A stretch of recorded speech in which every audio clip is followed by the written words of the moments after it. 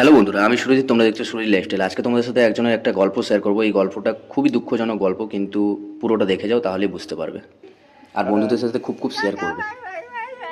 মোটামুটি আজকে তোমাদের যাকে দেখালাম, কাঁথি ব্লু ডার্ট অফিসটা যারা জানে, যে সেন্ট্রালের কাছেই একটা গলিতে ব্লু ডার্টের অফিস আছে।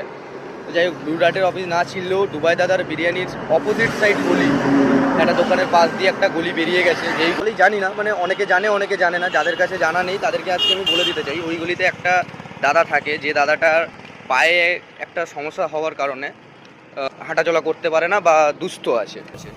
সো তার জন্যে কারণটাও বলে দিই, যে ওনার বাড়ির সাথে বা ওনার বাড়ির যে দিদা দাদু আছে বা ওনার মা বাবা যিনি আছেন, ওনাদের সাথে আমি কথাবার্তা বলে দেখলাম যে ওনার একটা ভুল ট্রিটমেন্টের কারণ নাকি এই ঘটনাটা হয়েছে। তো আপনাদেরকে একটা কথা বলবো, যে ভুল ট্রিটমেন্টের কারণে এরকম অনেকের সাথেই হয়ে থাকে। আমাদের কাঁথিতে এটা এমন কোনো নতুন কোনো বিষয় না। তো কাঁথি দারোয়া হসপিটালে যে কর্তৃপক্ষ যারা আছেন, আমি তাদের কাছে যদি এই ভিডিওটা গিয়ে থাকে, তা আপনাদেরকে বলবো যে আপনারা আপনাদের ট্রিটমেন্টের জন্য একটু সচেতন হন।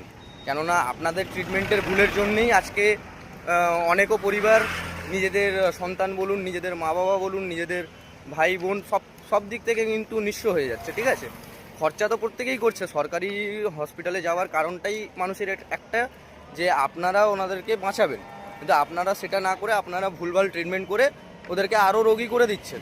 সো এটা ঠিক না, আপনারা চেঞ্জ করুন।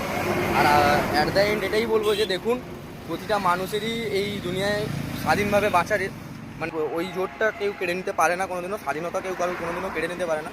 ওই দাদাটাকে ওই গলিটার ভেতর দিয়ে যত গাড়ি ঘোড়া যাক না কেন, প্রত্যেকেই বলবো আপনারা একটু সাবধানে চলাফেরা করবেন। কেননা ওই দাদাটা ওই গলিতেই সবসময় থাকে, আর ওইখানেও ঘোরাফেরা করে।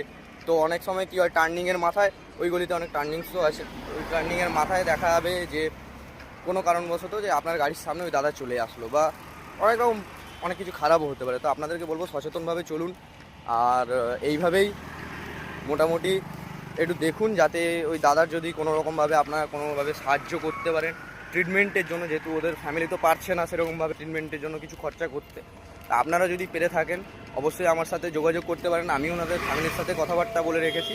যদি কেউ ওই দাদাটাকে হেল্প করতে চান তো অবশ্যই আমার সাথে কন্ট্যাক্ট করুন। বাই।